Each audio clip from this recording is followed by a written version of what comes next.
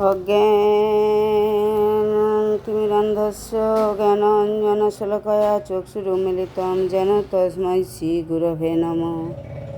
वाञ्छाकल्पतरुभ्यश्च कृपासिन्धुभ्यो एव च पतितानां पावनेभ्यो বৈষ্ণবেভ্যো নমো নমঃ। হরে কৃষ্ণ। রাধারানী ইউটিউব ধর্মকথা চ্যানেলের পক্ষ থেকে আমি পুতুল রানী দাসী যে ভাগবত কথা আপনাদের নিত্য শ্রবণ করাই, সংক্ষিপ্ত আপনারা শ্রবণ করুন, করে সাবস্ক্রাইব করুন, শেয়ার করুন, লাইক করুন, সঙ্গে থাকুন। হরে কৃষ্ণ।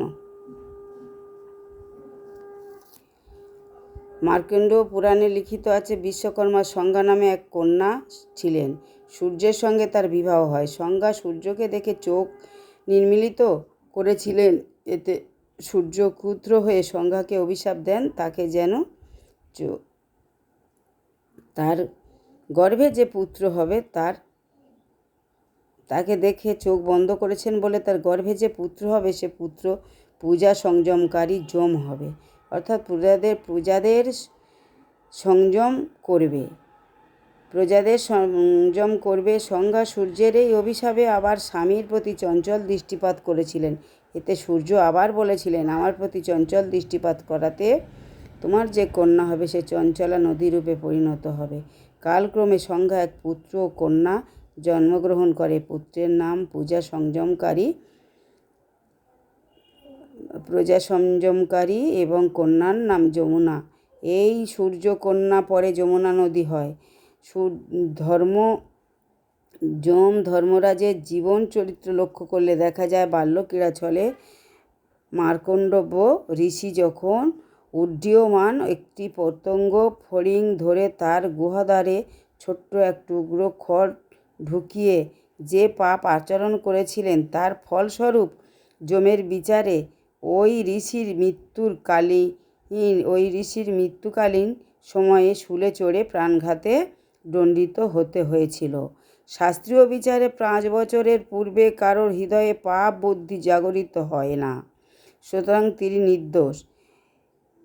এতৎসত্ত্বেও যখন তার দণ্ডবিধানের জন্য শূলে আরোহণ করতে হয়েছে, তখন মার্কণ্ডব্য ঋষি বলেছিলেন যে তিনি পূর্ব পরিকল্পিত আচরণে অজ এবং অতি শৈশবকালীন খেলার বস্তু মনে করে আনন্দ উপভোগ করেছিলেন, সুতরাং এর জন্য প্রাণদণ্ডের কোনো প্রশ্ন আসে না। যম কিন্তু তার কোনো কথা শোনেননি। সে কারণে যমকে তারা অবিচারে কারণ হেতু অভিসম্পাত করলেন।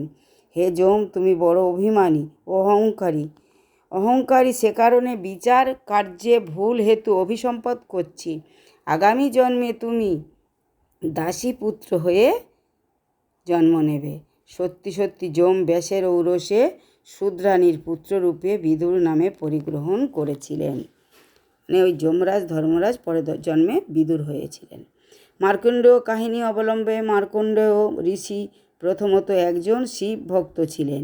প্রলয়কাল উপস্থিতিতে আকাশে বিরচলকালে শিব ও পার্বতীকে দর্শন করে তিনি প্রণাম স্তব স্তুতি করেছিলেন। পার্বতী সহ শিব সন্তুষ্ট হয়ে তাকে বর দিতে চেয়েছিলেন। তখন মার্কণ্ড ঋষি বলেছিলেন, আমার যেমন তোমাতে শ্রী বিষ্ণুতে অহৈতুকী ভক্তির উদয় হয়, শিব তথাস্ত। বলছে আমার যেমন তোমাতে ভক্তি ও শ্রী বিষ্ণুতে অহৈতুকী ভক্তির উদয় হয়, বিষ্ণু ভক্তি যেন সেরকমই হয়। শিব তথাস্ত বলে সপ্তকল্পকাল পর্যন্ত অমর হয়ে থাকবে বলে আশীর্বাদ করেন।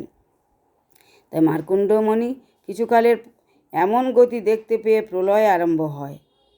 উনি তো অমর হয়েছেন, তাই প্রলয় দেখতে পাচ্ছেন, মহাপ্রলয়ের সময়।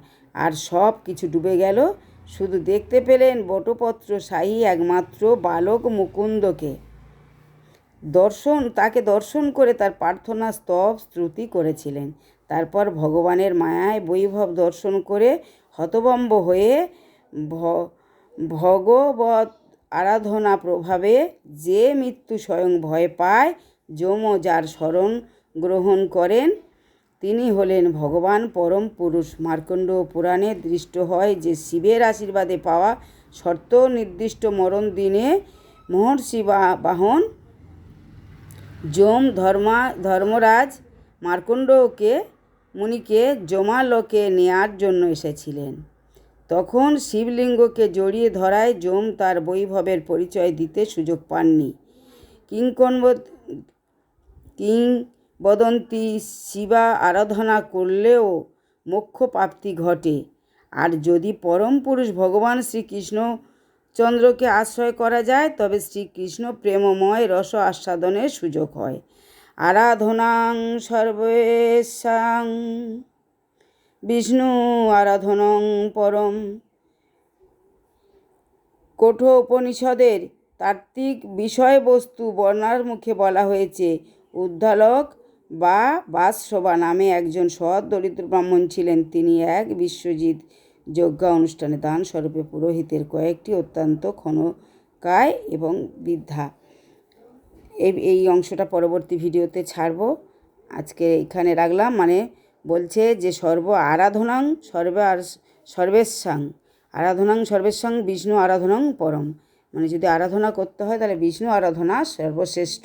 তাই বিষ্ণু আরাধনা করলে জীবের মঙ্গল হবে। যেমন মার্কণ্ডেয় মুনি শিবের আশীর্বাদে তিনি